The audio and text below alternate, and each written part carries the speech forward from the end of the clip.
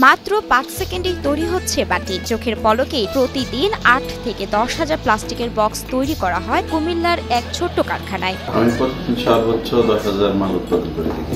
হালিম কিংবা মিষ্টির দোকানে ব্যবহৃত এই বক্সগুলো তৈরি হয় আধুনিক মেশিনের মাধ্যমে। এসব বক্স বানাতে প্রক্রিয়াটি শুরু হয় প্লাস্টিকের কাঁচামাল গড়িয়ে ছাঁচে পাঠানোর মাধ্যমে। ঢাকার বিভিন্ন স্থান থেকে সংগৃহীত প্লাস্টিক ম্যাটেরিয়ালস প্রথমে একটি চোঙ্গা আকৃতির পাত্রে রাখা হয়।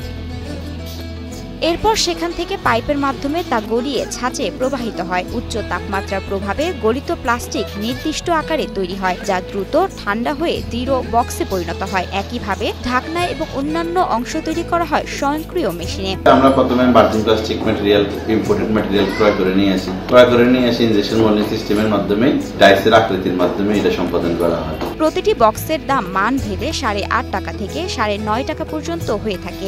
আমরা পুরোটা সাধারণত ৩টা ক্যাটাগরিতে তৈরি করে থাকি, যার কারণে 3টা সেগ্রিগেশন করে ৮.৫ টাকা থেকে ৪.৫ টাকা 3টা প্রাইসের মধ্যে আমরা বিক্রি করে থাকি।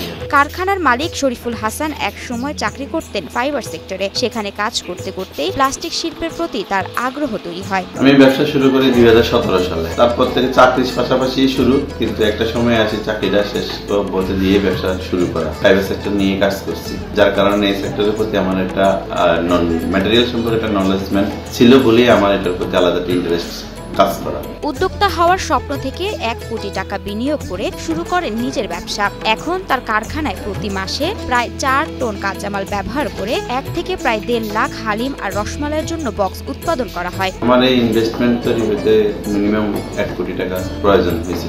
আমরা শুধুমাত্র আমাদের রসমালাই এবং দইয়ের প্যাকেজিং এর জন্য ১ কেজি এবং হাফ কেজি বক্সটাই তৈরি করে থাকি।